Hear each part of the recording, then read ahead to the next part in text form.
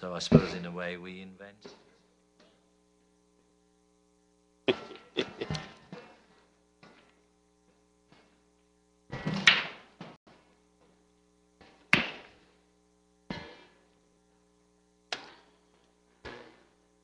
Good evening, ladies and gentlemen. Welcome to the Galveston World Classic. We're preparing to watch the semifinals with Lena Kjorsvik versus Yamcha. I'm J.R. Calvert in the booth. Joining me is Christina De La Garza. Hi, guys. Welcome. So what do you think of this match?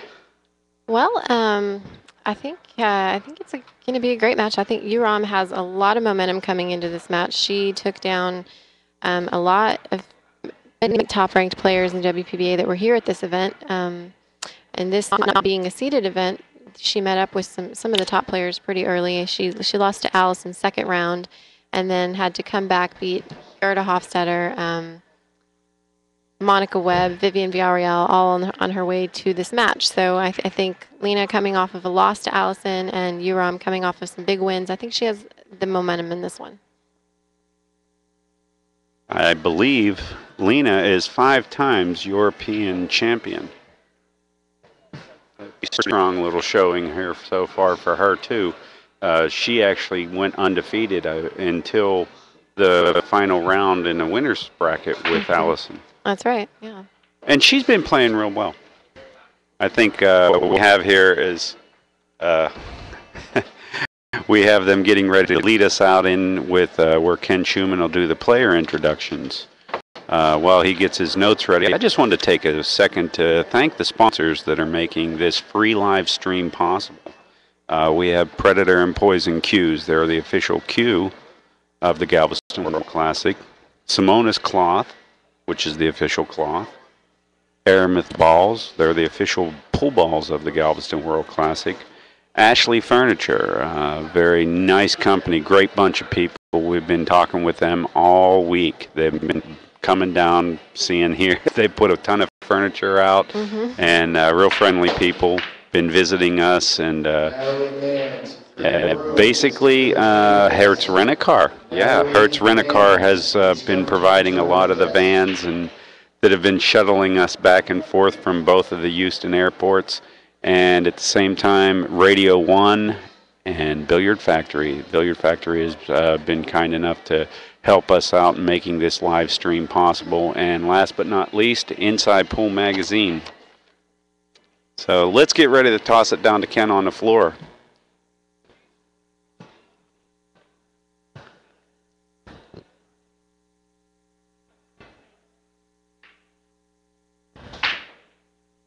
Once again, ladies and gentlemen, welcome back to the timeout.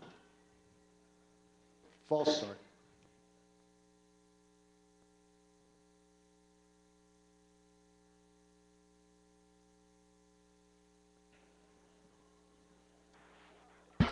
Sounds like they're having a little technical difficulty.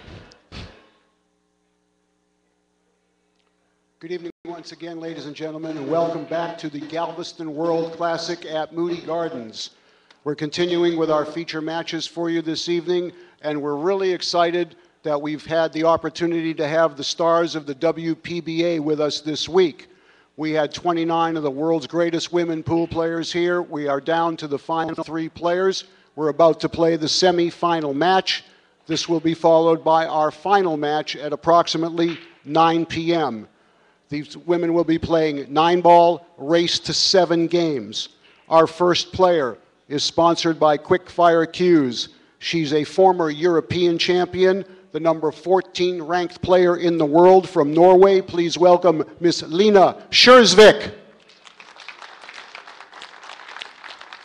Thank you very much. And her opponent, originally from South Korea, now living in Orlando, Florida. She is sponsored by Predator Cues and Dragon Promotions. She is currently the number 11 ranked female player in the world. How about it for Yamcha? Ladies, lag for the break, please. Nice introduction by Ken Schumann, our tournament director for the Galveston World Classic. This is going to be a treat for me. I really don't know how each of these players play. I get to watch them play a little bit here and there, but I don't know how each player plays. I wouldn't know what their strong suit is, what their weaknesses are. J.R. Calvert and Christina De La Garza. Well, let's not compete with them. Race to 7, rack your own. You know, another interesting thing about this tournament is that most of the WPBA events that these girls play in is alternate break, and you're racking for your opponent. Well, whereas this is a shorter race to 7 and race to 9, and it's winter break, so the momentum swings can be a lot bigger in this event. So I'll be interested to see how that plays out in these finals matches, where you know, Alison, I think a while before they changed the format, had kind of dominated on the tour for that amount of time, and it's interesting to see her at the top of these events, and I think that may have played into some of what people may perceive to be some upsets earlier in the rounds, or sure, in earlier rounds, you know. Sure. And, you know, one of the things that I have to bring up is when you go from a race to 9 to a race to 7, a mistake means more. Yes. You give up a game, nice break, great break. Looks like she made the corner ball and the head ball, and has a pretty decent shot to start out with. I think the only problem is going to be the 5 ball, whether it goes past the 8 or whether she's going to have to find another pocket for it. Yeah, this first shot is really going to be her key shot to get out of this rack. And from my angle, it looks like that 5 does fit. It might be a little bit tight, but she doesn't really have to do anything to move the cue ball, you know, on that 5 ball if it does fit in that corner. Well, I think it does. It's just a matter of getting back up to the table. She has a little bit of a straight shot. She should be able to follow down to the bottom rail and come straight back up by the 7 ball. Now, I think she's going to get there. Now, keep in mind, she's a little short, that this is a faster table than what everybody might have played out in the regular arena. The pockets are still devastatingly non-forgiving at 4 1/4 inches. That's the same size as the big pro arena behind us. But now we've got a slate that might be 5 or 6 degrees warmer than out there. So, you know, a lot of the players have to get in here and adjust for angles, speed, everything. Right. And another thing to note is that both of these players had thought they were playing on another table in the pro arena, so for the past half hour or so had been warming up on a different table with red circle cue ball rather than a measle cue ball. So the short amount of time that you saw them here warming up for this match was all that they really got when they were already comfortable with another table. Right. So I think we're going to see them a little out of shape for the first rack or two. Now, one of the things that I like about URAM is that she's left-handed. As a lefty, I kind of like to see people on the right side of the stick, if you know what I mean.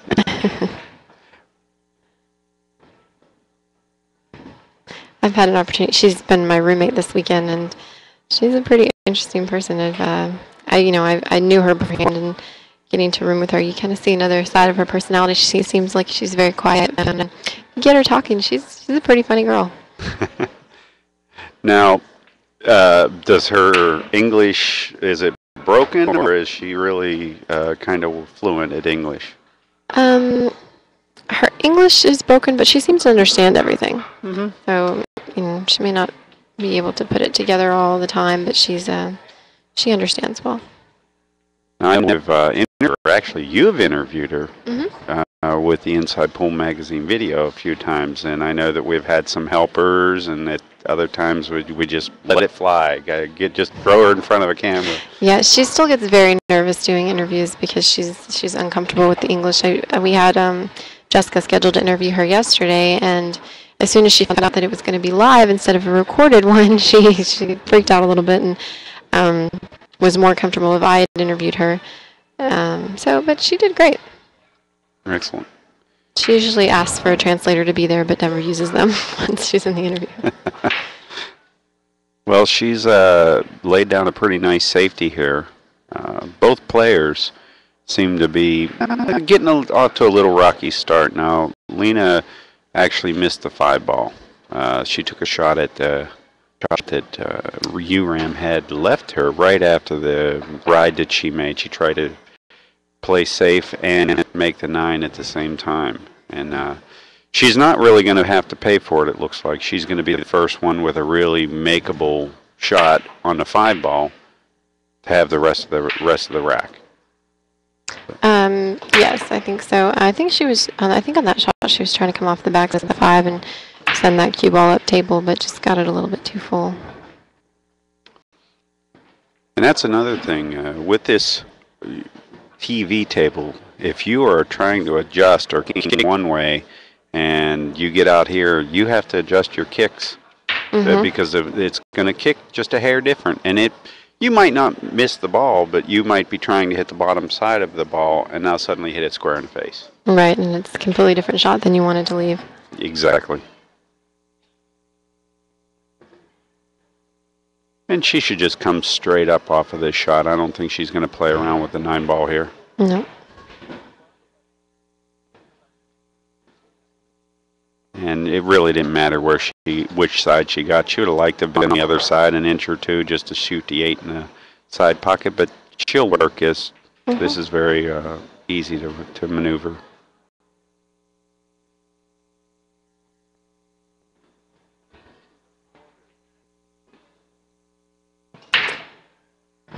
URAM seems to be shooting pretty comfortably right now. I think recently she's had a lot more experience at some higher pressure situations, and I think it's starting to show when she gets into these later rounds now.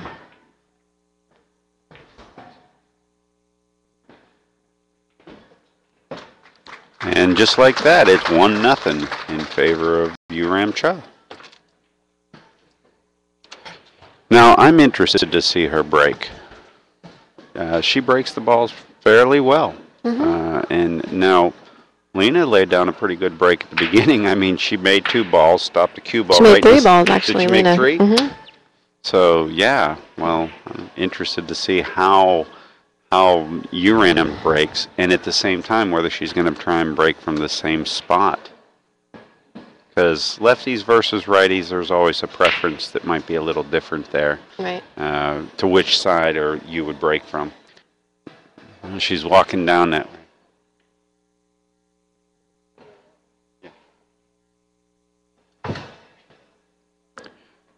Now, do you think that she breaks the balls fairly hard?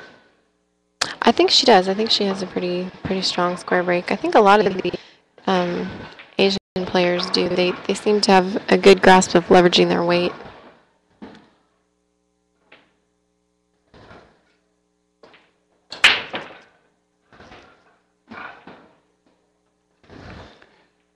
Now, the first thing that would be running through my mind there is, even though I might break a little less more accurate, I would start to look at the side that Lena broke from. Because 3 balls versus no balls, and there was no real big difference in the control there, Right. or the hit. They both hit them fairly square. Either that, or I'd start looking at the way I'm racking. Might be racking myself.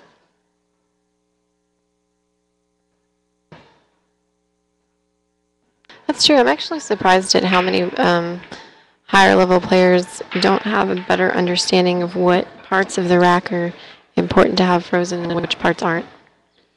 Yeah, I've actually, I think that's why Rack Your Own has become so popular. Well, and how to adjust when balls aren't going in, how to adjust your rack, you know. Yeah.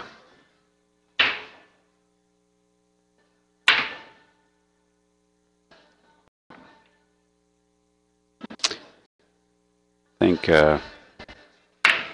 looking at the players' sponsors here, Lena is sponsored by Quickfire, which is Kelly Fisher's cue company, if I'm not mistaken. Is that correct? Yep, that's correct. Yeah. And URAM has Dragon Promotions on. I think they probably switched the logos. They both look like they're both yellow. Yeah, they are. Yeah, they are yellow. I never realized how brilliant yellow was for a logo.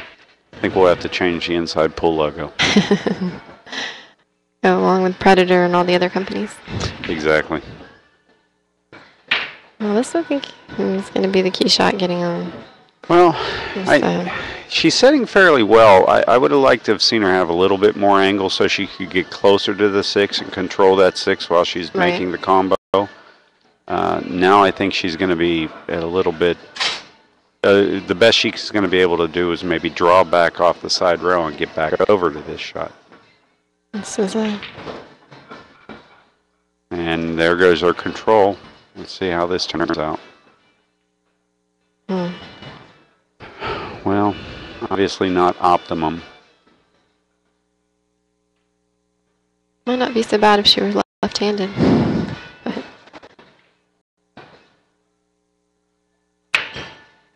Well, this would be something where I'd like to see her play safe here off the side of this 6 and maybe trying to get underneath a 9. Yeah, that looks like what she's looking at. I just don't think that there's an offensive shot there that I would take.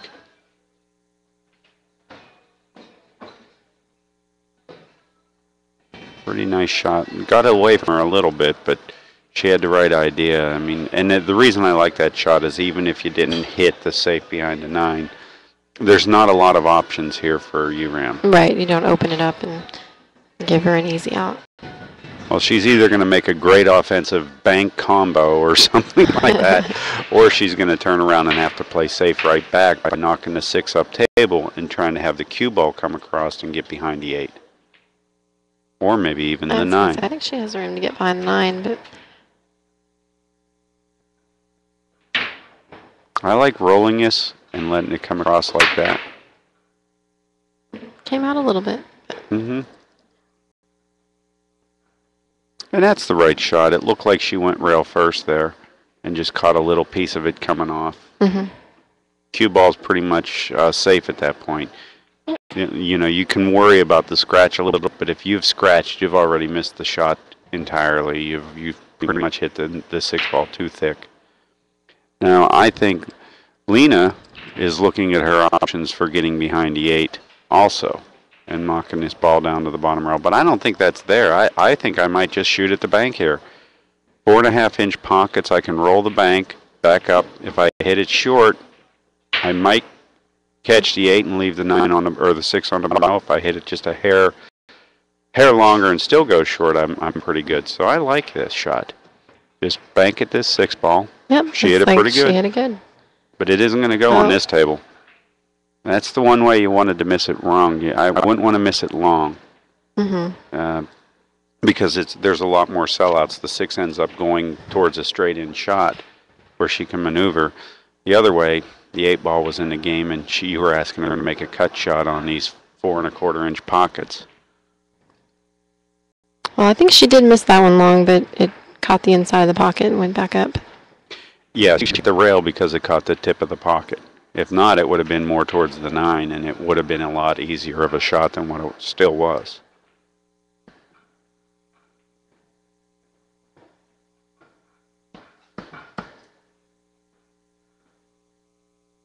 And, you know, Uram, I think, first kind of made a big splash in the scene recently when she beat Shane in Vegas. And since then, at Turning Stone recently, she beat Thorsten and Charlie, her coach, which was kind of funny. She was talking to me about that the other day, and she said that was probably felt better to beat him than anyone else because, you know, he's somebody that knows everything about her game, and she said she'd never been as nervous as she was when she played against him. So I think all of that experience is coming into play here in this tournament.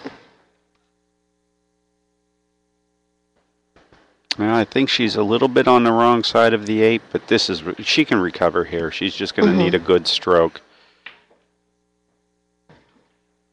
And what she'll do is probably take this cue ball straight down table and then straight back up. And it'll start to head more towards the same side that she's from. I don't really like the idea of trying to cinch this ball and just getting on the other side of the side pocket. This is one where you can just let your stroke out.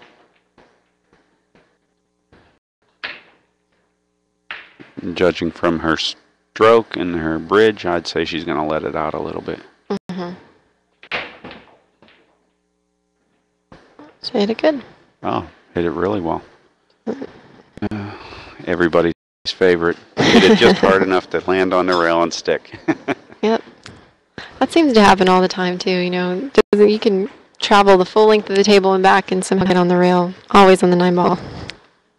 Oh, it's usually because players don't see where they want the cue ball to land. They think of the rail. And it's actually the sign of a pretty decent player who hasn't learned that one final step. They know speed control, and they're actually working with the cue ball quite well. It's just that they haven't seen it hit the rail and then come off the rail in their mind to tell themselves, hit it that hard. They just say, I'll put it near the rail. Well, they see that line, and it stops at that rail, and that's where the cue ball stops, by design. So more players do that than what we'd believe. Let's see if she changes her breakup on this one. Yeah. Well, after game 2, the score is 2-0 in favor of Yamcha. If you're just joining us, I'm here with Christina De La Garza. My name is J.R. Calvert, and you're watching the semifinals of the Women's Pro 9-Ball Tournament at the Galveston World Classic. Now, is this the same spot that she broke from earlier? Yep. Now, she went down table, and she's got a lot of extra spin on that cue ball. She's usually what happens there is a lot of players will lose their accuracy and a lot of power. And that's the slide down the slippery slope, because you try and hit it harder to get your power back, and you usually lose a little more accuracy. And on a long set, that can be devastating unless the person really learns their break or knows their break with spin. But I think the 2-ball does have room past the 3 down here in the lower left-hand corner of your screen. And she should just be able to come straight back across and get a long shot on the 2-ball. Yep, she got a good angle on the 2, just to drift up for the 3-ball. This whole table looks pretty open for her. She can just, keep the cue ball in control. I think she has a good shot to get on the board here.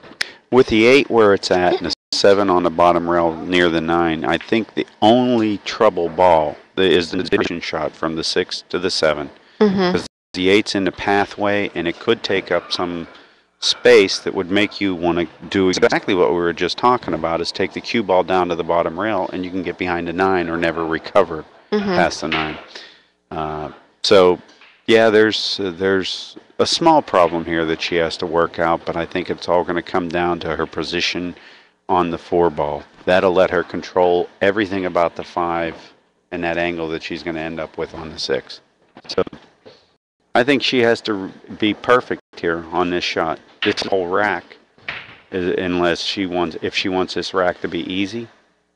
If she doesn't do this perfectly, the rest of the rack's going to start to get amazingly hard. Well, I think she has a little bit of the wrong angle on this one.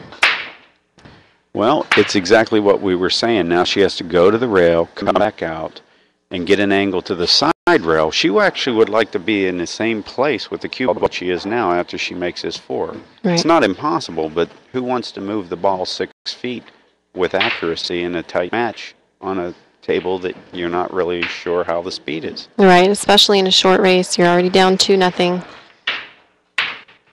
And the thing that's helping her right now is that UROM's not breaking right. Yeah, she's getting opportunities due to the fact that she actually is out-breaking UROM, and she's only broke because she won the lag. Okay, she got all of that one, as I would say. Now I think she's going to just go ahead and bump this ball all the way up to below the rack area. I don't think she's going to let this hit the back rail, and I think she's just going to let this ball, the cue ball, go down to the bottom rail here by the 9-7. Yeah, I think so. I think it's really her only share. Now, would you let this cue ball, would you hit it with high right and let the cue ball fade back and forth and zigzag, or would you try and kill the cue ball with draw?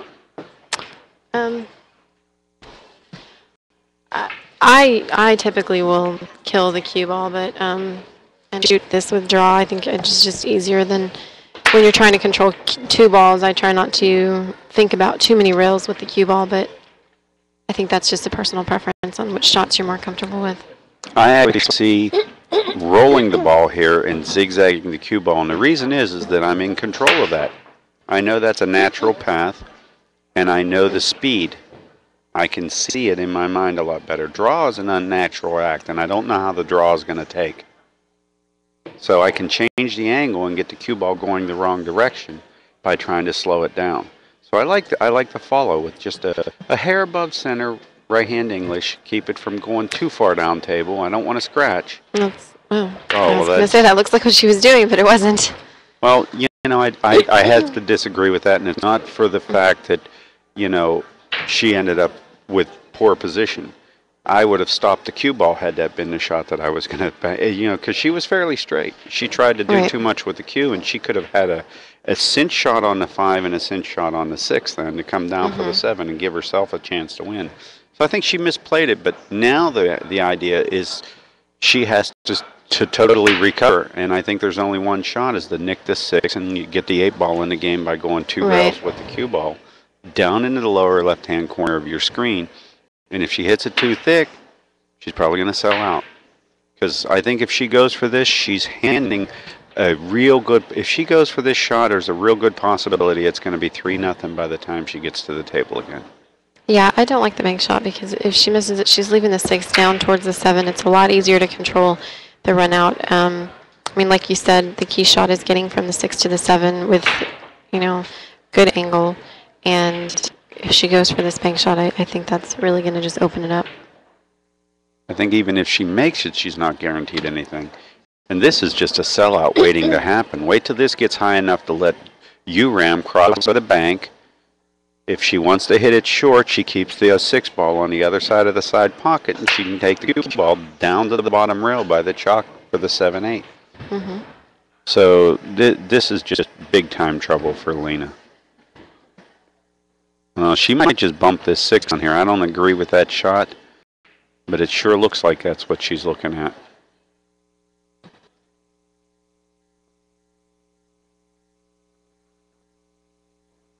You know, many people are asking about the WPBA sanctioning this event. This is a WPBA sanctioned event. They did, I believe they changed the dates at the beginning to make sure that we didn't conflict with the WPB event that's going on in Colorado that begins on Wednesday. Well, this players meeting on Wednesday starts on Thursday, right? Correct.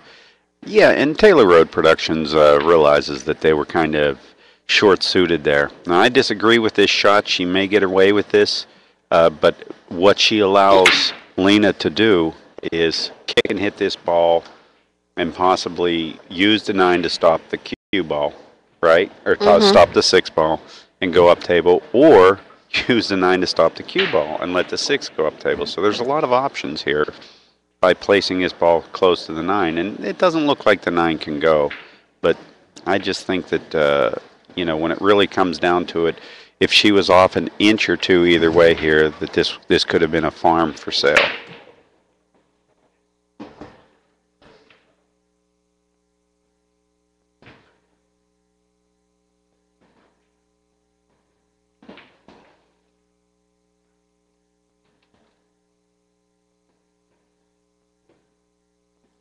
I don't know. From here, it looks like she has a little glimpse of the 6 ball, you know, where she could just go off the rail and send the cue ball up the table. But yeah, I see. She doesn't seem happy with it, so maybe she can't. Well, I see just a hair of a masse and just hit the side of the 6, slap it into the 9 ball. You're probably going to get a rail, you know, just on that alone. You don't have to hit it hard. Well, she got all of it. A little too much of the ball, right? Yeah, she's not happy with that. It's not a total sellout. There's still a lot of work to do, but I think that, you know, URAM is going to... We're back to that 8 ball being the big ball on the table, even though it seems like nothing. But she's going to have to play around the 8 ball and get that cue ball almost back to the same place. And she'll probably just go up the table. I don't think she's going to elect to shoot the 6 ball up in the corner. I think we're just looking at the 6 in the side and a little bit of high left and come back behind the 8 ball 1 rail. Yep, that does look like what she's cueing at. Yeah, she's taking a look at her angle again. Now, the thing that a lot of players try and figure out here is where on that first rail they're going to hit, and then if they need the second rail, whether they see the side pocket messes everything up. So what a lot of players will do is hit more towards the corner pocket on this and run flat. But they can't do that. They don't know that stroke. They worry about the scratch. So they just go ahead and hit it high left, and all that does is invite the side pocket into the game. Mm-hmm. The high left here can be a big problem for URAM, and she could find that she's going to run straight into the 8 if she doesn't do it the other way. She's hit it really well. She hit it well. It's coming down. There it is. See, and that's why I like the one rail option that I was talking about. They always like to spin. Players would like to spin to that second rail. As soon as you do that in this particular situation, you've got an 8 ball and you've got a side pocket, and they never seem to go together well. You know.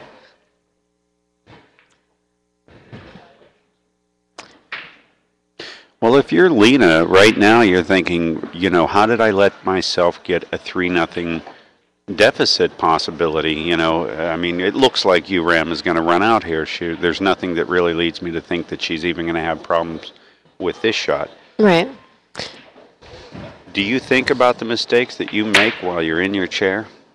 Oh, of course you think about the mistakes that you make, and it's just what you do with those thoughts that really, you know, determines whether you're going to be able to capitalize when you get back to the table. Yeah, see, I was the type that I never thought about my mistake. I thought about what I was going to do different, what I was going to do better, because that was the only thing that I could control and the only thing that I wanted to have control of at that point.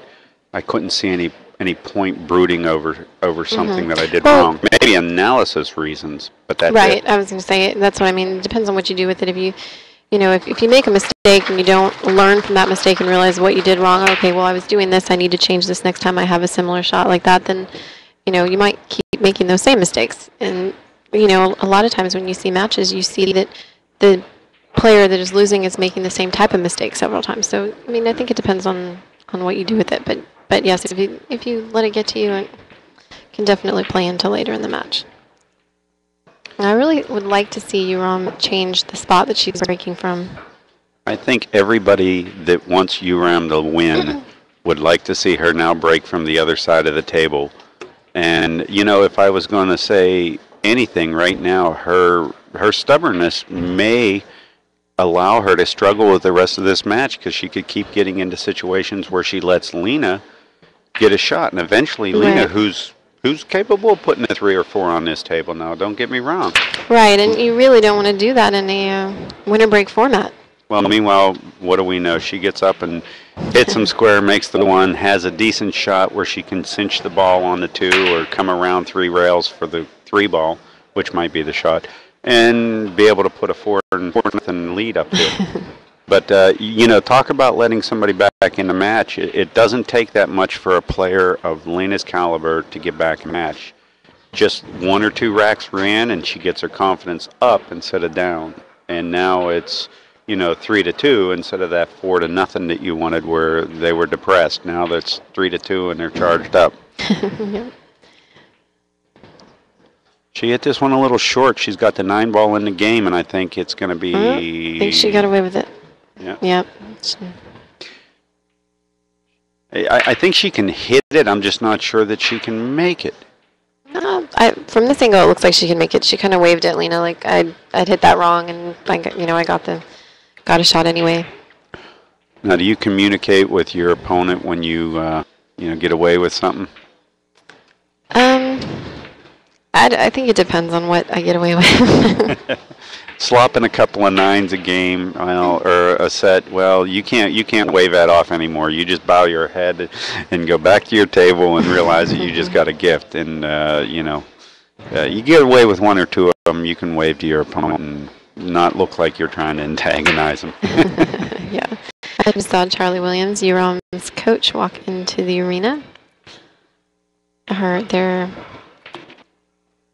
Another one of their Dragon Promotion staff, Cindy Lee, was here earlier in the day. I think she's gone now, but she came to Galveston for one day anyway to check it out, and then I think she had some business meetings too. Well, I think that she definitely had some good picked a good day to come in, because this was one of the prettier days. Yes. We came in and there was 3 or 4 days of rain. Which is so funny because we haven't had rain in months in Texas. We've been needing it so badly. And then, of course, this tournament comes here and it's raining for like a week. Well, for those of you who aren't here, it should be raining in the doorways of the Moody Garden Center, because outside it's about 98% humidity and 85 degrees. And then inside you could store meat in this room. It's about 40 degrees. And if the geological stuff that I know, cold, warm meets this wet stuff, and shouldn't it rain in the doorway? Which would explain why it's so sticky in here. Yeah, this table here is going to play so different because of that heat. It's almost like having a heated billiard table. You only need a degree or two to get a billiard table to roll an extra couple of feet. And what we have with these TV lights is everything's a little bit warmer. Now we'll see the TV lights turn down at times, but for the most part, no. So Uram comes out with the break and run and makes that 4-0. I'll just take a moment while Uram rack the balls and thank our sponsors again, Predator and Poison Cues, Simona's Cloth, Aramith Pool Balls, Ashley Furniture, Hertz Rent-A-Car, The Billiard Factory, Radio 1, and Inside Pool Magazine. And if you're just joining us, I'm J.R. Kelver from Inside Pool Magazine, and joining me here in the commentary booth is Christina De La Garza, professional pool player extraordinaire. What's your official title nowadays? I don't have a title. I still have a day job. I need to. I go by that title. Have you got a nickname yet? No, I don't. Maybe somebody on the chat will come up with a nickname for you. I'm not sure that's very safe. Well, they got to worry about getting dinged there, so. Well, true. We do have moderator capabilities. Christina has the capability here, so be careful. I'm such a wuss with that capability, though.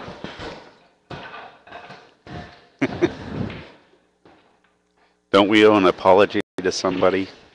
Poolzilla? Poolzilla, yes. Ooh, yeah. I think you were accidentally banned earlier. It took us a little while to get that taken care of. Sorry. Yeah. We're learning what the buttons do. For my disclaimer, though, I was not the one that banned you. I was not at the computer at that time. Yeah, it was some new staff, and, we apologize. Meanwhile, we're having a conversation, and a pool game broke out here. Back at the match here, it looks like Lena has a 6-ball that could be a little bit funny. I think she has room to make it, but she's going to have to spin it just a hair.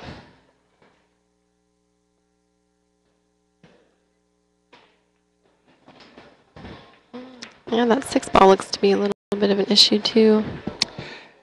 Yeah, the nice thing is that she has a 5-ball. See, if she gets below the 4 and she rolls the cue ball up where the 4 is, by shooting the 4 in the side pocket, and she takes the cue ball a little bit forward and gets a little straighter with an angle to the 5, she can take the cue with a little high left, or high right, and just roll into it. Into that and break those balls up. And chances are she doesn't want to hit it too hard, but just about all the hits are good for her at that point.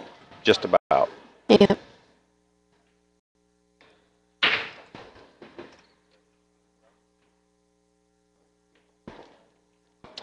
And she really wants to get on the board here.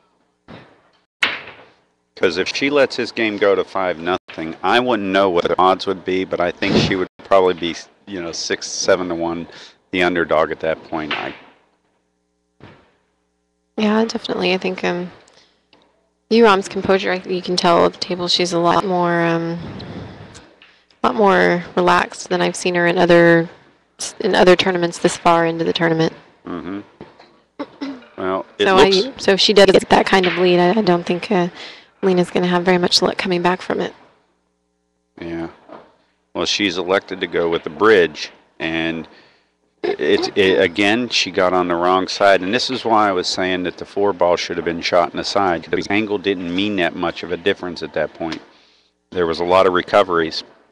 There's not too much recovery now. She has to zigzag. She's got a side pocket that she has to deal with.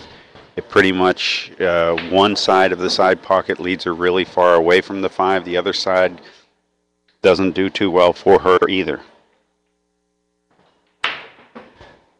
Just for anybody that missed it, I wanted to give some updates on our one-pocket matches earlier. Shannon Dalton defeated Efren Reyes 3-1 in the finals of the winners bracket. And Cliff Joyner will be playing Efren tomorrow at, do we know what time that is yet? Cliff Joyner and Efren, I'm not quite sure when that time is.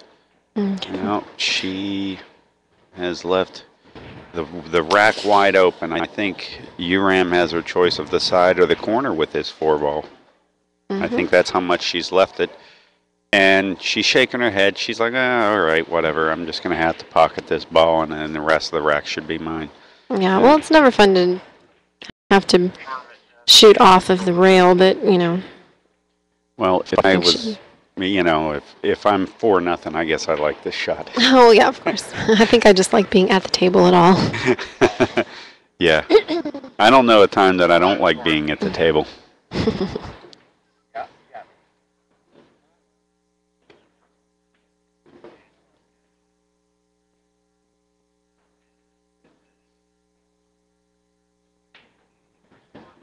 And also, the 8-ball matches got started today. I think they're playing several rounds already. I spoke to a few players that have already played 3 rounds today, so.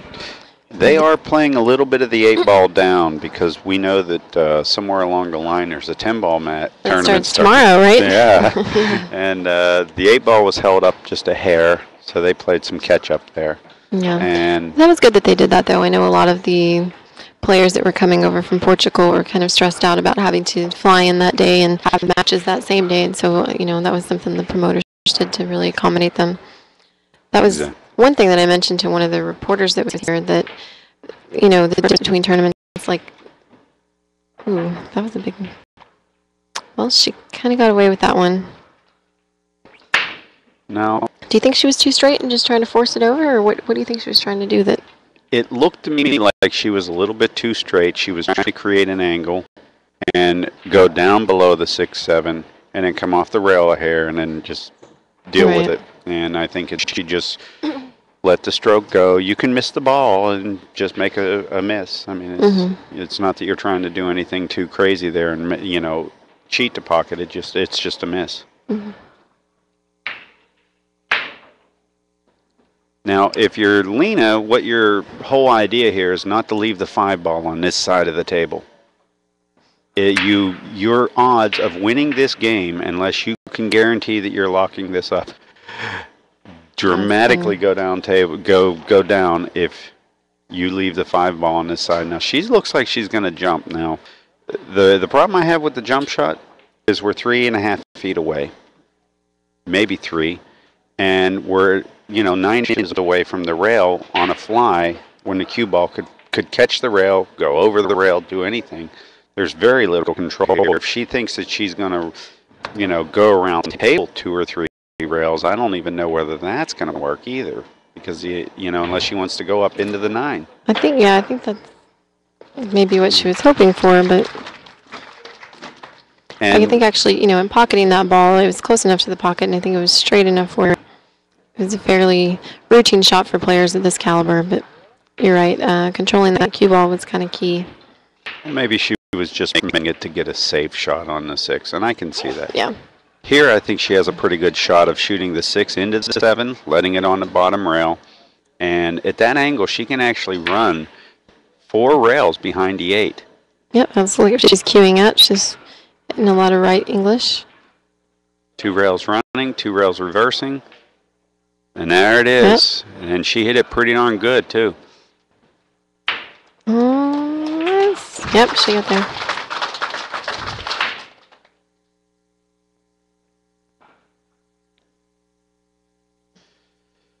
Well, now this is not a hard shot for Uram. I mean, it's a good safe. on Lena's part. But all URAM has to do is hit this ball with medium speed and bank the 6 up by the 9 and let the cue float back towards the other rail, towards the 7. Mm-hmm. Medium speed, soft. She just controls the side that she hits this ball on. And I think she's got a winner. I think she's going to put the shot back on to Lena.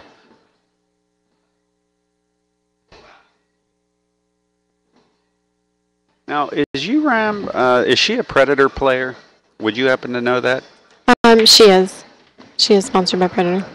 It's one her hair is in place of where there might be a badge. I just can't tell. I don't know. I don't think she's wearing the Predator patch, but I think she does. If she's not sponsored by them, she's a player rep for them. I believe I've seen her in their catalogs. So. Oh. Well, that's one of the first mistakes I've seen, and she might have been trying to beat that side pocket. I was going to say she kept looking at the other rail, and I think maybe that side pocket was in the way of where she wanted to come into the 6 ball. Well, now if you're Lena, you're now the pressure's on. It's like you've got this wide open out, and this could be right when you freak out and go, oh, what could go wrong? Well, but when you let yourself start to think about that, that's exactly what you end up doing. And there you have it. Only think about what you want to do. Right.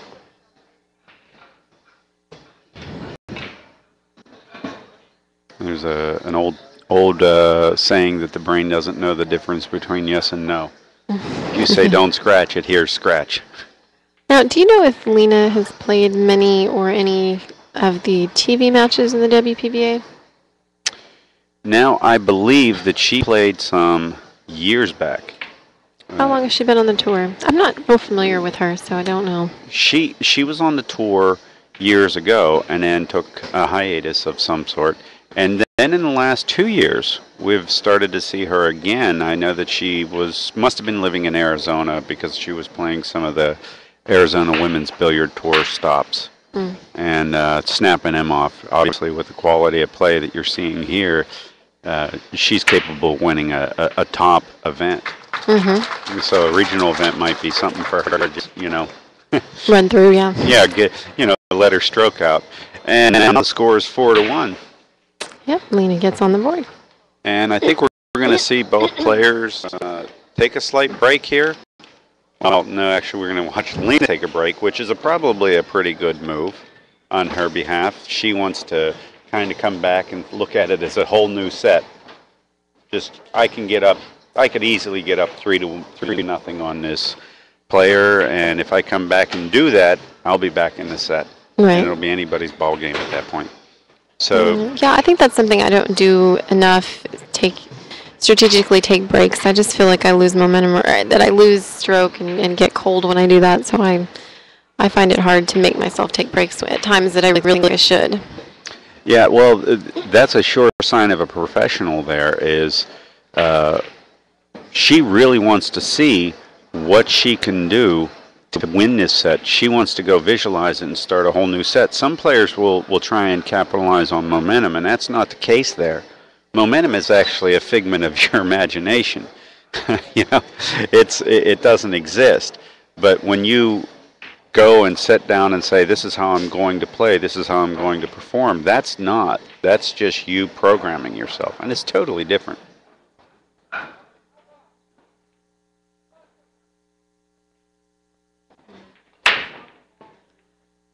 Now, see how she's playing this shot? Even though she's hitting it, it's all a sellout, and that's why I didn't like that shot. She did play it just once and ended up how she wanted it to, but I think you're right. There's too many ways that this shot goes wrong. Yeah, it's the other side that you kick from here. Well, she's bound and determined to get as much information as she can about the shot. That's, and you've watched a lot of pros in your life. How many of them do you see get up after the match and put the shot up that they missed? All the time. All the time, yeah. Well, it's the chain theory, right? You find your weakest link, make it stronger. In theory, then your game's better then, right? Right. And I think that's one mistake that a lot of a lot of amateurs make is that they don't focus enough on drills and things like that that will really improve their game. I think people don't like drills because it shows them exactly like how weak they are at certain parts of the game. And as much as, I mean, even if you have to miss this shot 100 times, you know, you have to focus on what you need to improve in order to get any better. 100%. And just in case anybody's watching URAM practice at home, that's some serious firepower that we just saw while she was practicing. That just being able to turn around and smash the balls around like that and put them in the hole. These are 4 1/4-inch pockets, people. 2 balls do not even get anywhere near this getting in to this hole. It's just it's real scary. Yep. And she's just pocketing them like she's on a bar table. So, yeah, I think she's convincing herself right now that she would like to make sure that Lena comes back and gets shut out. Shut her down. Keep her from thinking that she's going to come back and pop in here and just take control of this set. Yes, and Lena has the break coming into this, and I'd like to see her break as strong as she did the first rack now that she's a little more comfortable with the speed of the table. I totally think that right now, if I was URAM, I would just hit a few balls around, and I would break the balls if somebody would let me break it, rack the balls and break them. Because I'd want to see what I would go over to that other side where Lena has been breaking from, and see if I could lay down a break. Because I think one of the last things she wants to see is Lena come down and make 3 balls on the break again by popping her rock right into the middle of the table with, you know, a little punch and Judy 15-mile-an-hour break, and find out that the balls are all dead, and have her be back in the set with a 3-pack. Yeah. So, which, if she keeps breaking like that, is very capable of doing. Yeah. Oh, definitely. Definitely. This is something right now where we're going to see a little bit of URAM's experience. Like I said, I love to see that she was there trying to learn that kick. It's a little disturbing that she didn't try and deal with the side that was right. But now I want to see how she reacts and whether she's going to let Lena breathe. If this was a boxing match, her coach would be telling her, hit them in the ribs, don't let them breathe. This is all about not letting them get back to you. Because how she lets Lena back into this match is up to her. It can be either, you know, make her fight tooth and nail, or try and go for it and make a few mistakes and get this tied up real quick. Yep. And I noticed Charlie Williams is coming kind of closer to where URAM is sitting, and I wonder how much his presence affects her play, if it makes her play better or worse. I know that he was present and right next to the table when she beat Shane in Vegas, and obviously was there in Turning Stone as well, so maybe it helps her in a positive way. It's a theory.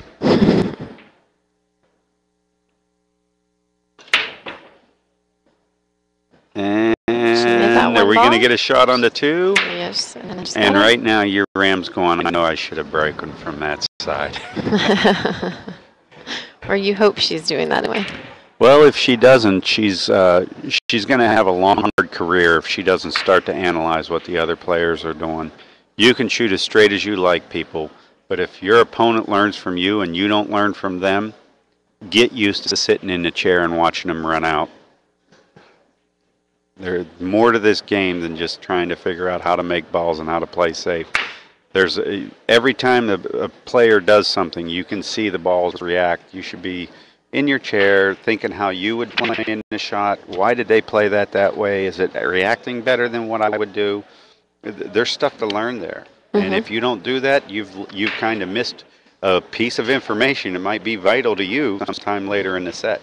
Yep. Well, to give you guys an update too of some of the other events, I don't know what happened in the finals match, but the finals of the 9-ball, I believe, was Shane Manoli and Justin Hall. I heard that being announced, but I don't know if we have results from that yet. And the amateur event did pay out 10,000 to first place, 5,000 to second. So it was a good tournament. They had, I think, 128 players. Yeah, Is that right? pretty Close to that, 133 something. 137, I thought it was. Yeah. Either way, yeah, the payouts here in Galveston, that was the big question on a lot of people's minds. There's been a lot of money going out the door here. Great payouts. I think the players want to see more of these tournaments coming down the line in the future. Yeah, and I think they're going to get the opportunity to do that. I think the overall consensus is we hope that Taylor Road Productions really continues to do what they're doing. They've learned a great deal just by holding this event, but you know, if their learning curve is at all, you know, accelerated by, you know, some of the things that they learned here, we're going to see a lot of great events come down the line from these folks. Mm-hmm. Here's the between rail and here. That's 4 ball. Oh, look at this. Oh, I thought it didn't had see that. room. Well, she was looking at both sides. Now, Well, here's a touchy shot, too. well, I think I have to run into the corner and come out the other, you know, on top of the 5. But in doing that, you know, you have not only to get down the 8 ball, but also the 7. You've got to come through that. Yeah, well, Which is, I think, a little difficult in that she's a little straight on that 4 ball. Yeah. Looks like she's cueing low, though. Oh, Wow. yeah, she hit that good, but Well, I think she's going to have a little bit of a roll here. She didn't have to be anywhere near as good as what she just got. But she's not out of jail, as they would say, because right now, not only does she have to get on the 5, or make the 5 and get on the 7, but that 8 ball, she has short side position down here in the corner, so where she gets position on the 7 is actually crucial. I think she actually looked at that at the very beginning of the game, when right before she shot the 2 ball, and I think that 8 might go on getting position on either side of it.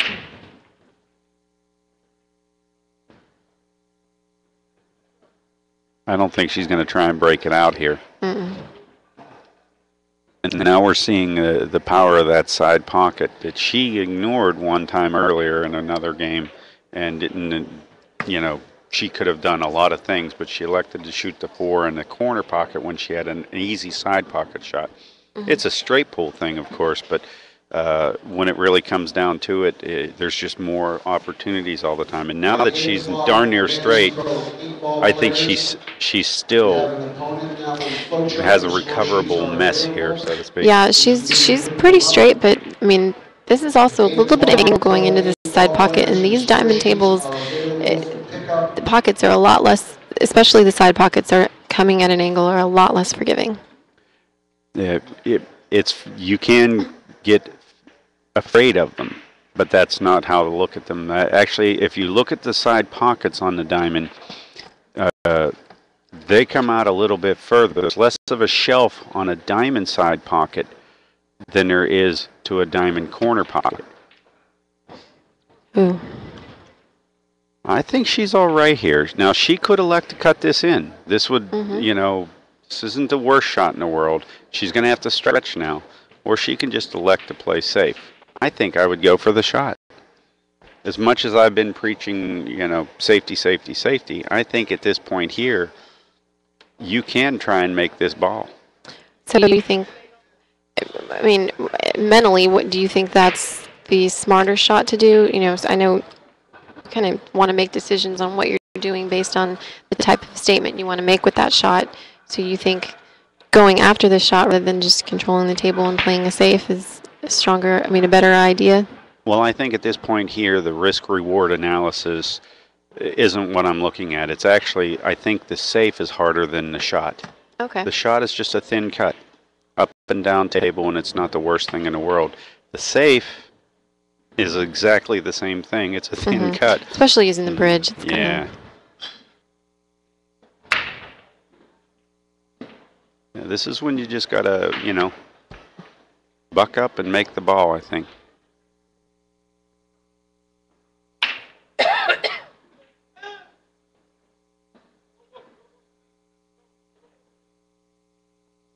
And that's what I'm talking about right there. She might hit it a little bit too hard now. But I really thought that there was left-handed. I think that Uram doesn't have to like this shot the way it's ended up. Keep that in mind. And she has a frown on her face right now. She's looking at this shot going, yep. Little disappointment. And it's always nice when you see the object ball is missed and it didn't go too far from the hole, and then you realize the cue ball is going to get a little bit funny on you. Then you walk around the other side of the table and wow, is it funny.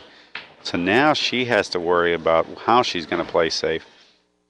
And there's a bunch of opportunities to mess up here. These are all hard safeties. Even if she elects just to shoot the 8 ball straight down table, there's all kinds of ways to mess up.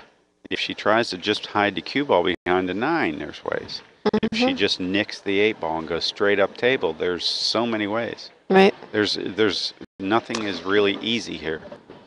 There's a big corner pocket, a small 9 ball suddenly, and you got to keep somebody who wants to win this game so bad it's ridiculous from making this ball or even seeing it. Yeah, and this is a big shot. I mean, the difference between 4-2 and 5-1 going to 7 is... Yeah. I think she understands that pressure. I mean, understands the importance of this one, though. Yeah, I think, again, we keep getting into these conversations about the score, but it's because it's a race to 7, and just we're talking about 14% of your score or your opponent's score can be made by one decision or more if somebody decides to put down a rack. She's going to just nick this ball and go up the table, and that's probably a smart shot. Just put a little distance. You have a chance to get lucky and get it behind the 9, but this is about as good as you're going to hit it. Yeah, she kind of frowned her face there, but I really think that's as good as she could have hoped for. Maybe a couple more inches on the cue ball or the 8 ball, but Now here's a tester. Most people don't realize that this is a shot that you might consider kicking, even though you can see it. There's many more things that can come good out of this if you kick at this shot. You can run the 8 ball back and forth across. If you hit it square, you can get behind the 9 with the cue and take the 8 ball back up the table or put it in the center of the table. With the 9 where it's at, you'd still force them to make a great shot at some point if you can, keep the cue down near the bottom of the table and knock the 8 ball back up to the other side. There's not a lot that would really be easy at this point. And that's why I think the kick is on. I really like the kick here. Can you tell if this 8 ball's frozen? No, the 8 ball is not frozen. It's about 1/4 of an inch off the rail right now. Okay.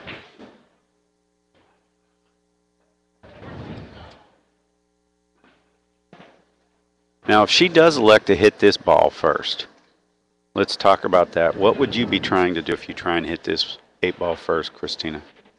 Would you try and spin this ball in? I guess let's eliminate that or put that in play. Well, she's hitting a lot of right English, so I think she's just going to try to hit like half that ball, come up to the second rail, and kind of kill the cue ball. I think maybe she's near trying the to spot. Spin it in like that. Maybe not.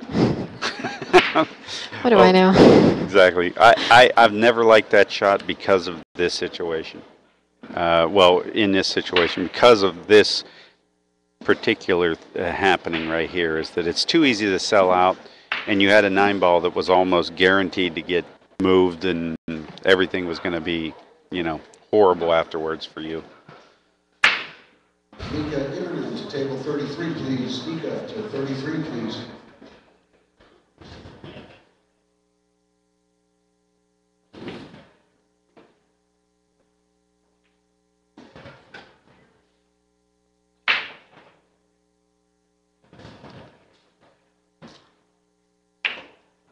All right, so Uram will take a 5-1 lead on Lena Kjorsvik. Did I say that right? That's right.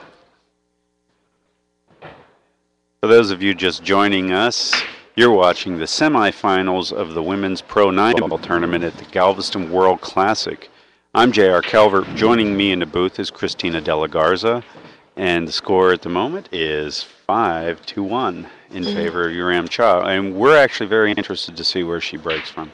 I just don't think she's even going to consider going to the other side. Even in the next match. I don't think so either, mainly because she made a ball in her last break. Well, here we go. She did go to the other side. I'm perfect now. All my predictions have failed miserably.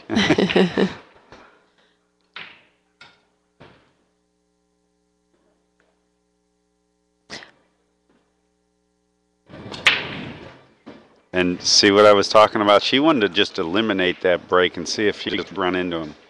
And you can tell that she doesn't break from that side at all. She may need to develop that break in the future from that side rail. And it may be the difference in, where she finishes in a tournament dramatically one day, because you're always gonna run into tables that break better from one side than the other. It's just I'm surprised at that. I played Uram first round in Valley Forge this year in the 10 ball, and at that time she hadn't really played 10 ball very much before, and that was the only thing that really kind of helped keep me in the match, was that she didn't seem to have a good grasp of the break there. But since then, I've seen her play in several events. In Vegas it was a 10 ball event, and she was breaking great there. And I noticed how different she had, or how much she'd changed her break between Valley Forge and the Predator event in Vegas. So I'm surprised that she's not doing a little bit more on her breaks here. Well, just to mention a shot that Lena just had, she got up and shot that one ball fairly quickly for the importance that it had. Now, if you look at Uram, she's still keeping her pace. She's going around and looking at things. She's getting comfortable with the shot that she's deciding to shoot. And then she's getting down and shooting it. Where Lena, I don't know whether she was trying to get some momentum going or whether she's just given up yet. But I think she made a poor decision in shooting that ball so quickly just now. And if Uram gets out here, she may not get too many more chances to make a shot. Yep.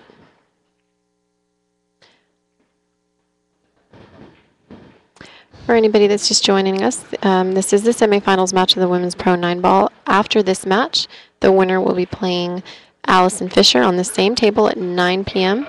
Central Standard Time. Alison who?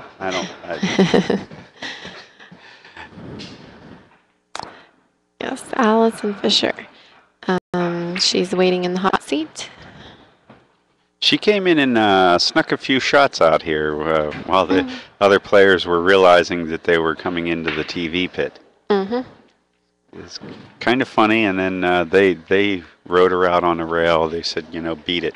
Uram came up to me with a very confused look on her face, like she didn't know what was going on, and I thought it was because Alison was practicing on the table, and Uram's not very outspoken sometimes about things, and as she walked up with this confused look, I just said, just kick her off the table, tell her you're going to warm up, and she was like, no, I thought I was supposed to be playing on table 4. She was very confused. But okay, this is probably the shot. Believe it or not, as easy as this looks, she could run into the 7, of course, and just knock the 7 down to the bottom rail. She's going to have no balls that are really in play from the 6 to the 7 after this, and have a really easy shot on the 5. And that's what she's looking at right now. How is she going to hit this 7? A lot of players will try and draw this ball and end up sliding too far over on the 5. They'll end up hitting the 7 ball and, rolling too far. But she's taking the time to see that the 7's going to be what keeps her. It's perfect for her.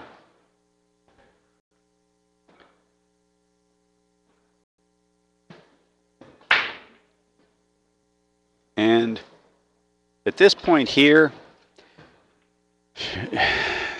about the only thing that she can do wrong is somehow miss the 5 or go on down table so far on the 6 that she doesn't have a real easy makeable shot. But I think she's just going to roll this in and cinch it in with a hair of left-hand English, and she'll be fine. There's a scratch there if she really digs this thing, but I don't think she's going to, fall into that trap. I think that she's going to just go ahead and pocket the 5 and have a decent shot on the 6 the way she's playing right now.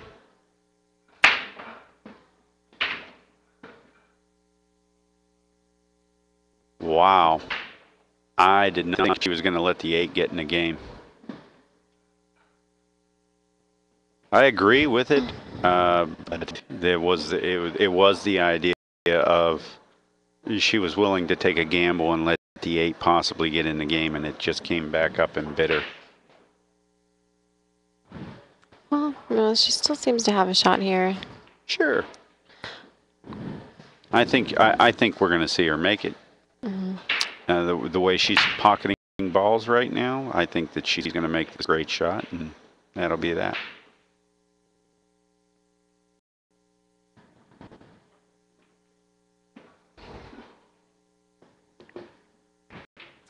I want to make it a point here to thank all of you for tuning in on the stream. This is we've been having some record numbers in the viewers, and we really appreciate all of your support in continuing to come back and watch every day. Earlier today, one of the representatives from Ashley Furniture was kind of in our production booth looking at the stream and was really impressed with it. So we want to thank you guys for that, because I think the amount of support and exposure that we get through the stream is really going to make a difference in those corporate sponsors that are going to be coming in for future events and that have already come for this event. So just thank you guys for tuning in, and can hope that you continue to do so the rest of the week. Mm-hmm. Oh. It looked a little bit thick the way she had. We were looking right down the barrel at her shot, and it just was a hair thick. Well, that's the break that Lena's been waiting for. She hasn't really seen a lot of unforced errors come back to her from Uram, and she really needs them right now, because Uram is getting to the table and taking command every time. So I think Lena is looking at this out like it's the hardest out in the world, and I think had she seen it as a miss in the first rack, she would have already been shooting the 8.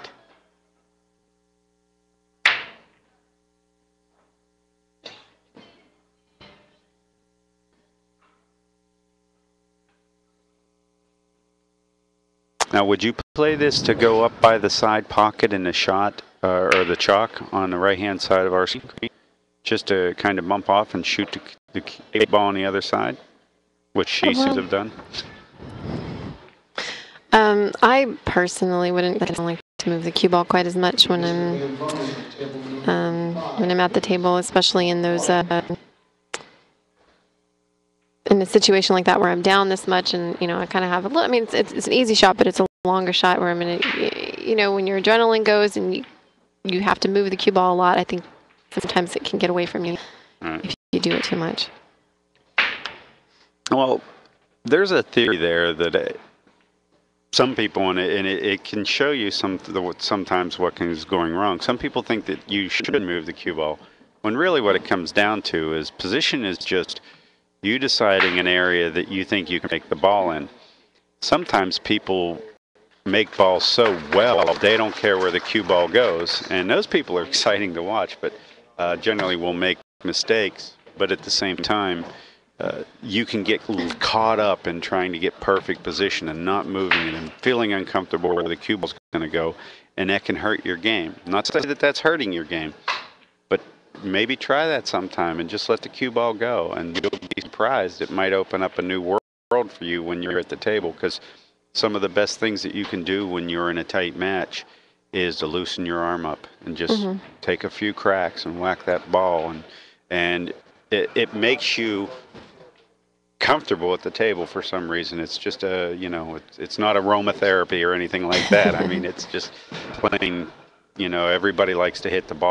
They don't want to tap everything around. Well, I actually said that from experience, that I think when I do that, I let the cue ball get away from me when I get too much adrenaline going in a situation like that. But yeah, I think you're right. Well, Lena's going to make a ball. She really missed that break very bad from what she had done the first couple of breaks. It looked like she missed her timing and got behind the shot and was just more or less breaking with her arm. But they made a ball, and it seems like that's going to be the side of the table that we're going to see everybody break on from the rest of the night here. But she's got no easy layout in front of her. That 5 and 9 in the bottom portion of your screen right now is the big problem balls. Mhm. It's not an easy carom off the 5 to the 9, and it's a tight squeeze to get that 5 past the 9. Lena just played a really nice shot, kept the ball flat, didn't run into the 8. A lot of players don't realize how big that 8 ball is there. Mhm. Yeah, getting around both of those balls was tough. Well, Christina, what do you think Uram's going to do here?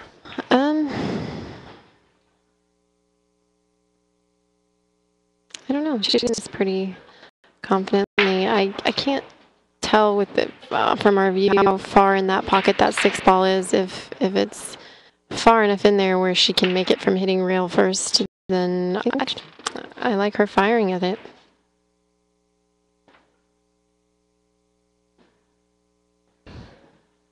I think she's hit this fairly well. Yeah, I was just going to say I think she hit it a little bit hard, but I think Lena can only see a little bit of the ball. Well, this is one of those shots where it may not matter if you let the person see it or not. There's not a lot of great things that come out of all the places that you can hit that ball. So I think she's even looking at the kick, saying, what if I kick this and spin into this? Where can I go?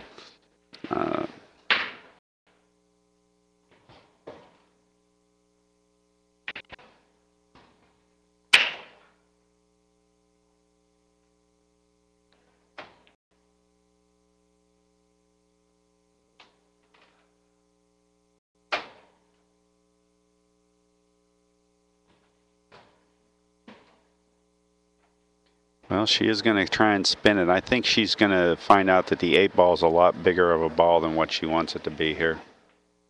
Oh, she did get past it. Wow. Great shot. She got a little lucky because I think she had a little bit the wrong speed, but that 8 ball was about the size of 2 bowling balls setting out there. It really was amazing to me that she missed it. But Uram's automatically just gone for the jump cue. And you know, I agree. She's left-handed. It's a pretty easy jump shot. She can stay in control. She might even be able to break the 9-8 or 5-9 out a little bit afterwards. It looks like there's a little bit of angle there. And 6-3 is not the easiest shot, but at least it will give her something at the table to do here.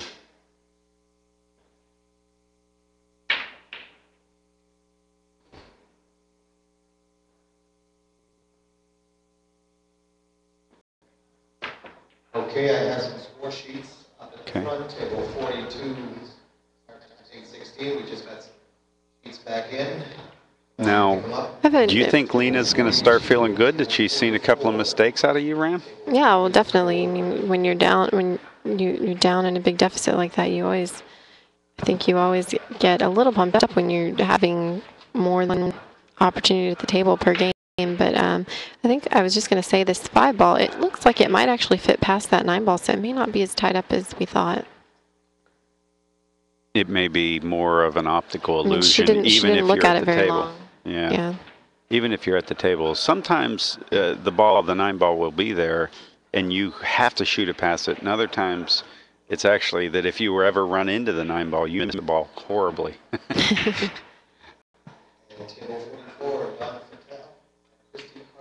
your table is ready. Your score sheet's up at the... She's having her issues with speed control right now. She's elected 2 or 3 times to stroke her way out of trouble when supposed to rolling the ball. And I agree with that at times. I mean, there's a time for everything. But right now, if she can't see this shot, I really believe that Uram is supposed to have a good look at the 7 ball and let that 3 ball come down table. And that way she can make a 2-sided table hit. She can really, if she puts this 3 down by the 9 and lets the cue ball go on the other side of the 7 ball and takes away some kick shots, she may be getting ball in hand. And at this point here, she wants to let Uram get back to the table after a miss and look at a hard shot, not an easy out. It's huge. She's looking at it. But it looks like she's more or less looking at the 3 ball. And if it does have room, go for it. But I would never shoot this down in the corner on a table that I'm having speed control issues with.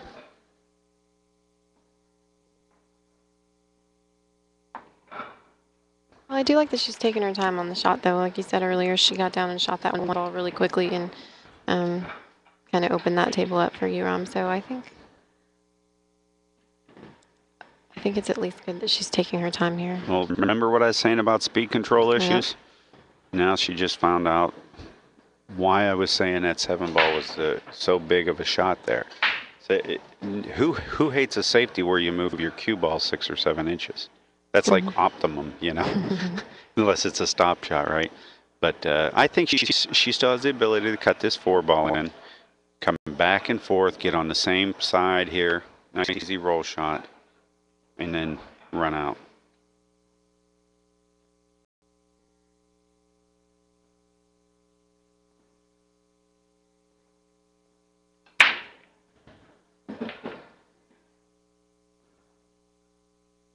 Shot that pretty good. Not bad at all, huh? Well, she's showing us why she's in the finals of the one-loss side. It's about time, huh? I know that there's, been some speculation as to how did she get here. If I was watching this, I would be saying the same thing if I'd watched the first 4 or 5 games. But we all know that she got here by playing, and now she's actually showing that she can show up and play in the finals of the one-loss side.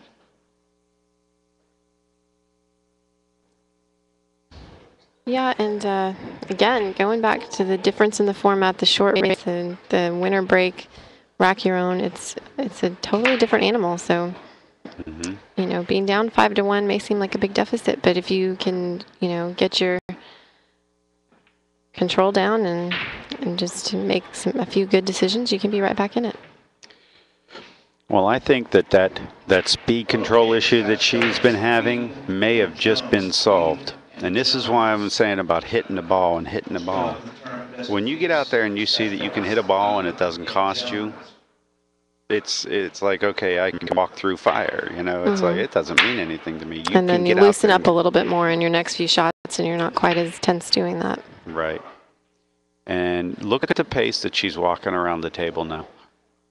I'm starting to be convinced that not only is she going to get out here, she's going to hit the break a lot better, and she's going to probably be able to run out this next rack. We may be looking at 5-4 in about 3 or 4 minutes here, because I think she's going to pick up the pace, and we're going to see a nice rack next time. Yeah, and so far, even on breaks where she hasn't completely controlled the cue ball, she's still making several balls. She got that one. She got all of that one. I think she wanted to shoot this ball on the side, and now she has a little bit of a funny angle, but she'll be all right.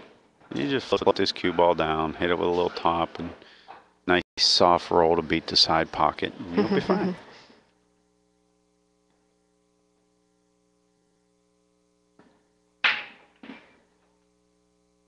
And there it is. Now, she used all the pocket, but she knew what she was doing when she used that pocket, of course. Nice touch. Do you know the cue she's using? Is that a quick fire cue? Yeah, that does look like a quick fire cue. They're beautiful cues. I was going to say, that's beautiful. Yeah. And for those of you just tuning in, you're watching one-loss final of the women's 9-ball tournament, the Pro 9-ball tournament at the Galveston World Classic. I'm J.R. Calvert. Joining me in the booth is Christina De La Garza. We're here watching Yamcha and Lena Kjorsvik. The score is currently 5-3, and Lena is getting ready to break the balls, and this is a race to 7. The winner will go on and face the dreaded Alison Fisher. Now, do we know yet if it's a true double elimination or is it an extended single race in the last? I did not look for any of that information yet. There's been so many tournaments going on, and we're only now starting to get into the finals now that we're, almost midway through this event. Yeah, well, I think definitely if it's a... My prediction did not come true, and yes, again, I am right. Well, I'm betting 1,000 for being wrong. How's that? But let's see how Uram handles a little heat. Can she stand in the middle of the street at high noon and shoot him up with Lena here? I think she's supposed to be able to make the one ball if she finds that this out agreeable. In other words, that she can get in behind that 3 and shoot it up in the other corner off the deuce. But this is just a frightening shot to begin with.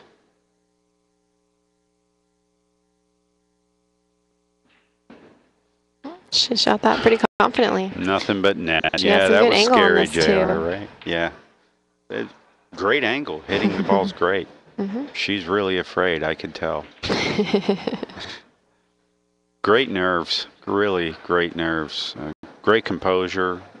She's the whole package.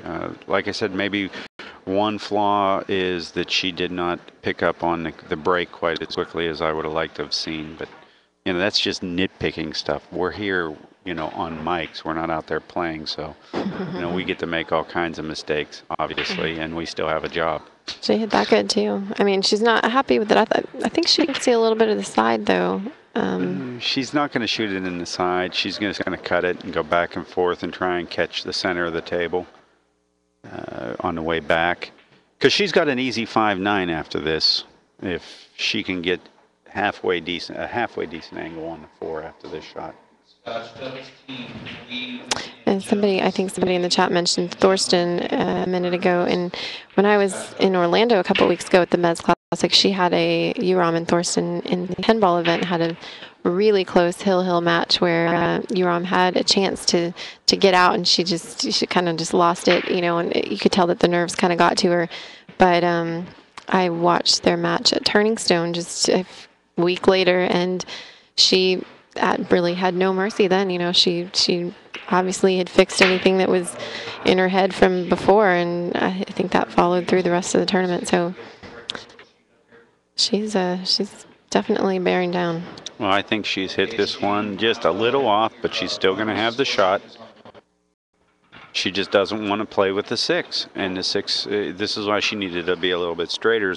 Now she has to either go up table, or she's going to have to play, go down inside to 5 and just see if she can get lucky. You don't think she can bump that 6 coming off the rail? I wouldn't play with the 6. I'd go up table, and I would go ahead and make the 5-9, knowing that I can pretty much take the cue ball on up table after a 5-9 combo, and just in case I would happen to miss.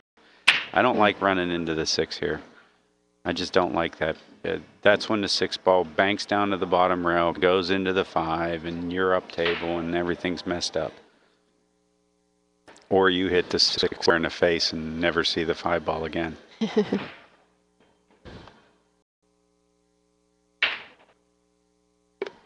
It's an old, rule. She keeps Don't looking at touch the a ball angle. unless you absolutely need to.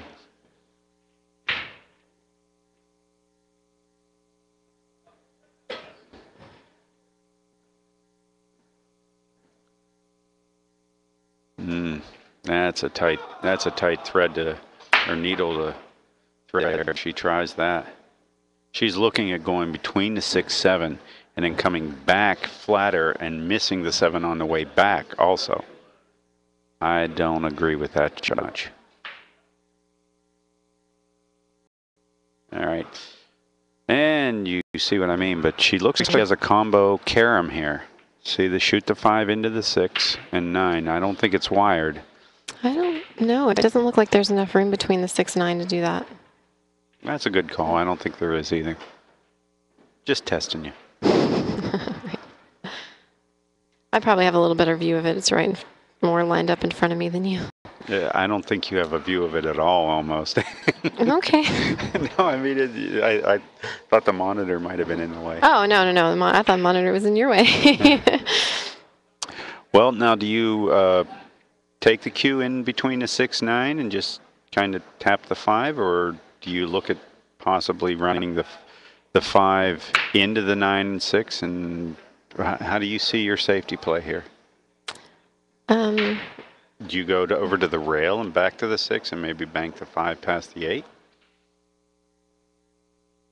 I try to run into the 9 ball, but Yeah, I think I would too. no, that was a good idea too.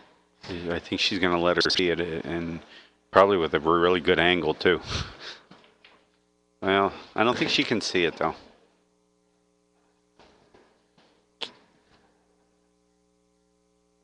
I guess she can't. Lena's going for her jump cue.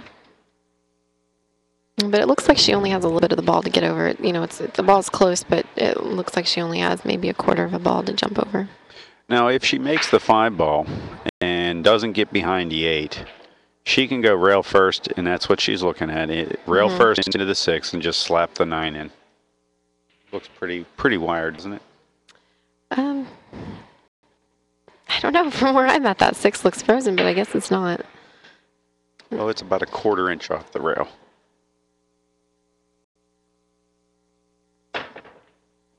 Okay. She hit that good? She hit that good. I was afraid she was going to hit it a little bit flatter and not get the action that she got and was going to come down on the 8. That would have been something that I made either an effort to make sure I've traveled the cue ball quite a bit or not at all and stuck it. Just to enhance my chances of seeing this 6. Well, if Lena can make this, she's going to be closing the gap here. It'd be 5-4. Yep. The little engine that could, she just keeps chunking along here. I think she's got a great shot at this. I think it's darn near a hanger. You know, she'd really have to hit this poorly to miss this at this point. Yeah, but I think in a semifinals match, when I think any combo on these tie tables is not a hanger. Exactly.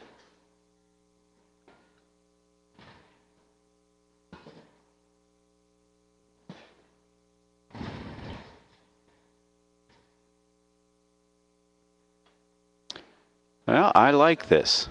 I like that she's looking at every avenue. This is telling me that if it was my horse in this race, I'd feel good.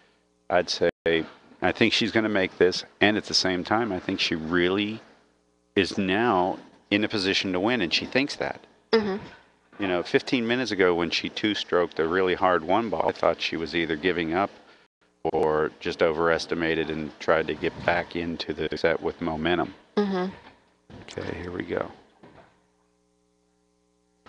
Oh, she hit that way too hard. Oh, way too hard. Yeah, I'm surprised she...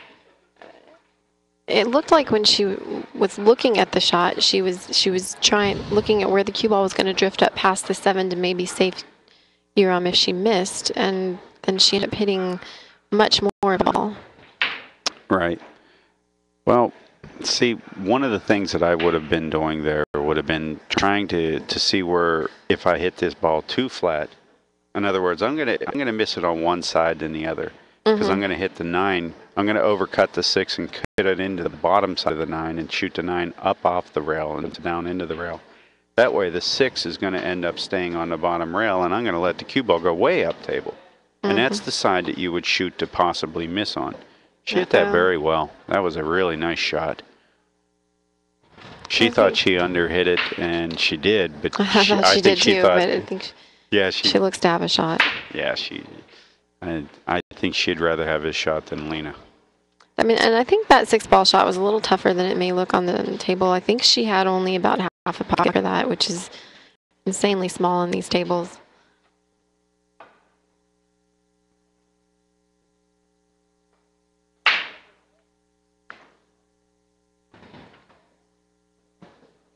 She seems to be shooting confidently. I think she realizes the significance of this game, you know, being on the hill and just mentally what could weigh on Lena after missing that shot to bring it close.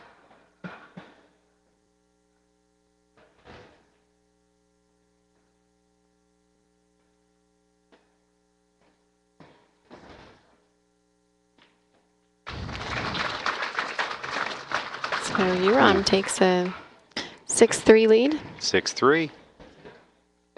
Lena gave her head a little shake in the seat there. I think she's just felt this match slip away. 5-4 to 6-3 is almost it puts her in a position where she almost has to play perfect now.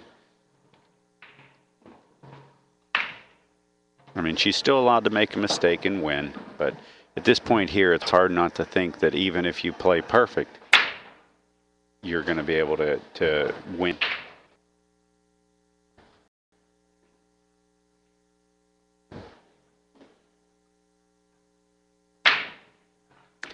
And URAM looks like she's going back to the other side to break here.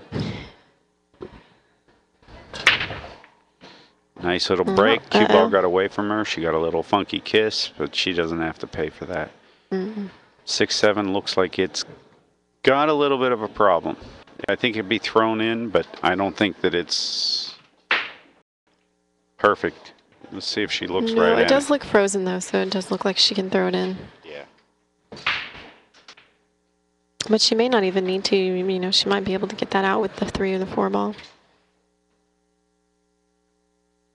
I'll be honest, I'm looking at crossing over on this 2, shooting it down into the bottom rail, up by the 8. I know that the 5's there to block some kicks. I'm going to let the cue ball run around. 3 rails in behind the 6-7-3.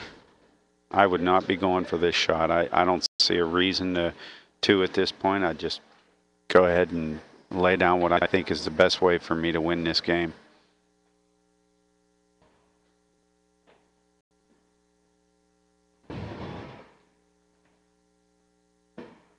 Okay. Now, the reason that I was bringing that up is this.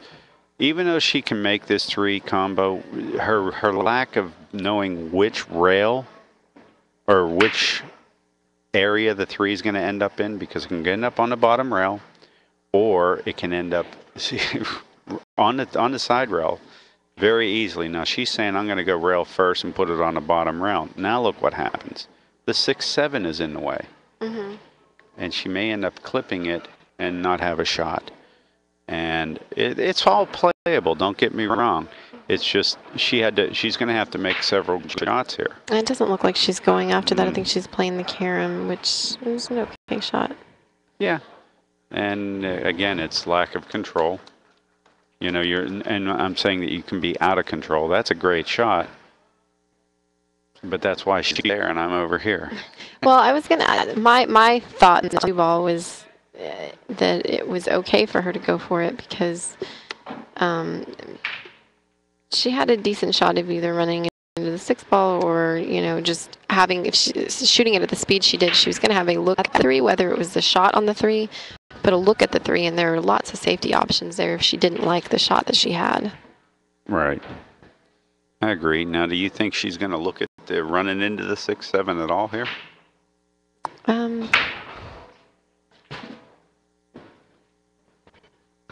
I think if you know, being over here, I can't tell how close those balls are to being able to throw them in. So if they're not throwable, then absolutely, I think she would be going into them. But if, you know, if she can throw them in, then I wouldn't chance messing with it. Well, see, we're getting down to what we were talking about earlier, is that she lost control and she ended up having to play safe. And I thought she had she was in a good position to play safe earlier when she had that 2 ball. It was the my original way that I thought it was going to work.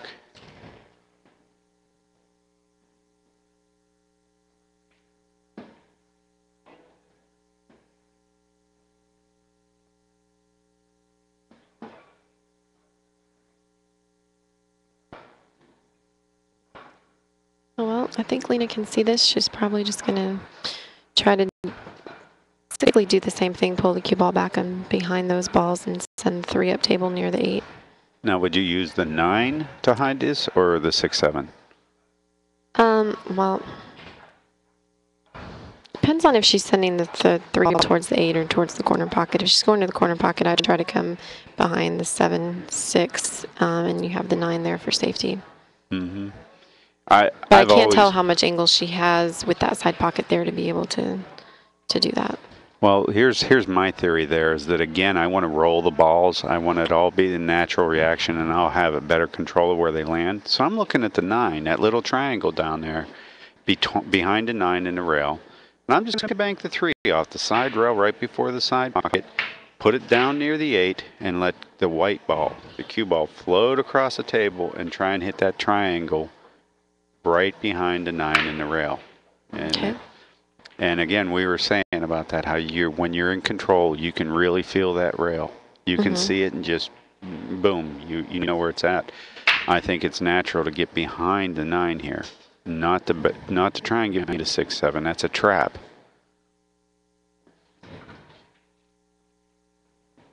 Okay, let's see what she got here.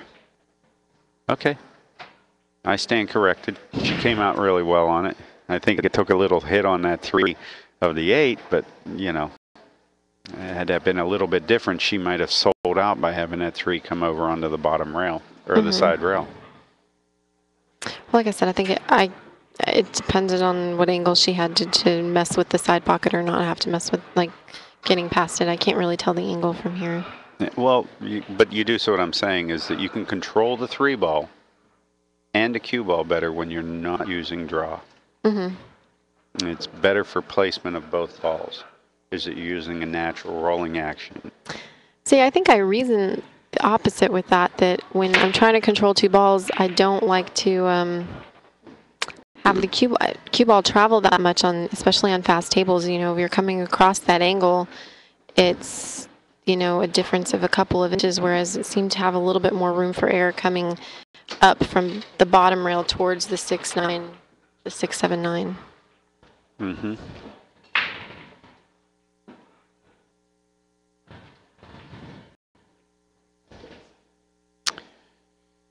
Now, if I'm Muram here, I am really looking at this 6-7 again. I'm going to try and hit this 3 ball to the right of the half ball hit. And I'm still not going to be able to get back to the 6-7. I don't know whether I like any hit from jumping it on this side. Okay, wow. See, half ball hit. Nothing goes towards the 6-7, right?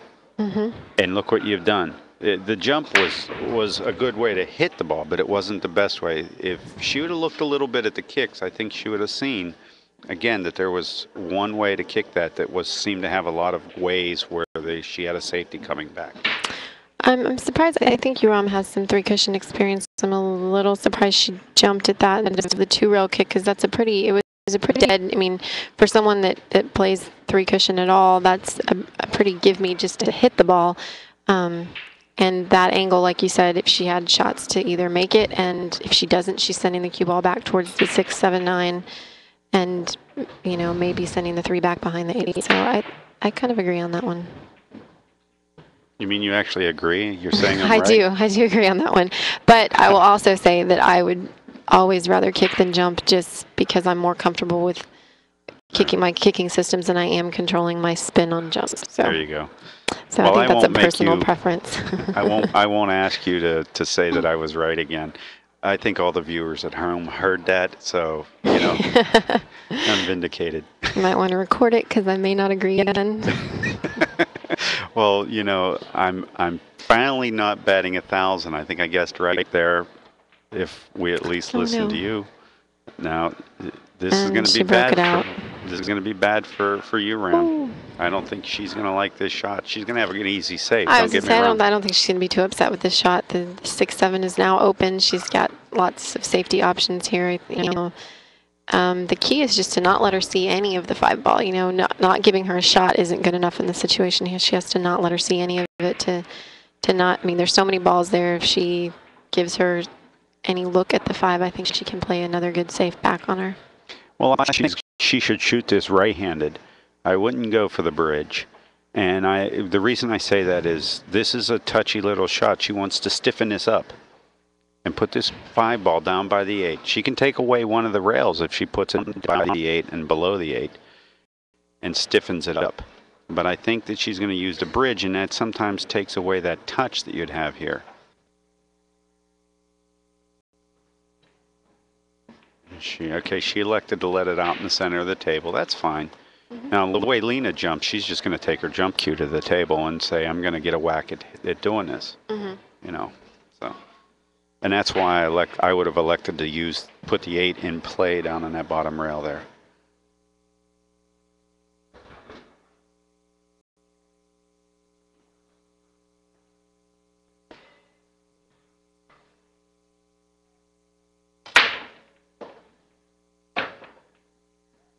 Oh. Uh-oh.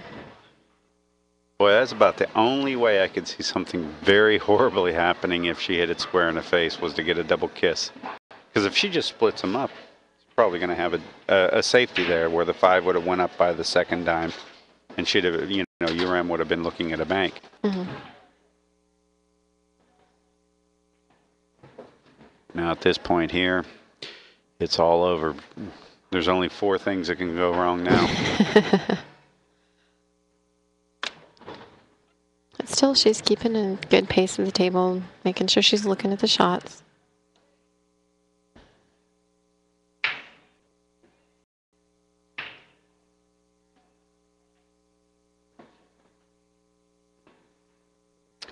Now, how old is Yuram? She is 22.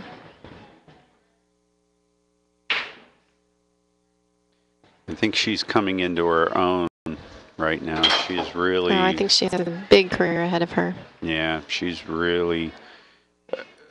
she shows so much potential, and this is just a match where you can just see why she's beating some of the guy players that, you know, have the big names. She's just a solid player. Mm-hmm. It's really, really pleasure to watch her play. Well, and in being in Florida, she has the opportunity to play with and against a lot of the male pros that, I mean, there's so many that live there and with the Seminole Pro Tour there. And I know she's like right after the Mez Classic when, you know, she played in that with all the men. She was, you know, playing cheap sets with Shane and some of the guys there just, I mean, just to keep in practice. And she definitely takes advantage of the opportunities she has in that area.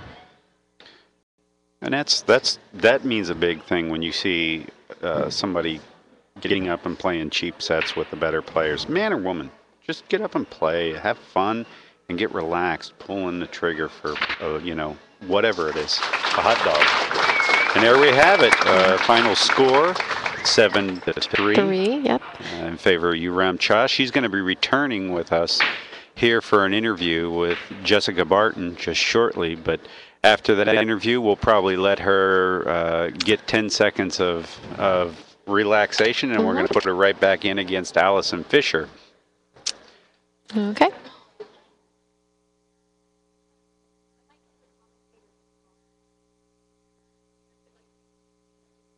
You can have them with you if it makes them Yeah. Check. We'll be bringing URAM in with Jessica just shortly here, folks. In the meantime, I wanted to take a little opportunity to thank the sponsors. These are the people that make this free stream possible. I mean, really, if you aren't going to solicit any of their products, maybe drop by their website, say hello. Are you getting a read? I guess we're getting a read. Some of the sponsors that made this all possible was Predator and Poison Q's, Simona's Cloth, Aramith Pool Balls, Ashley Furniture, Hertz Rent-A-Car, Radio One, The Billiard Factory, and Inside Pool Magazine.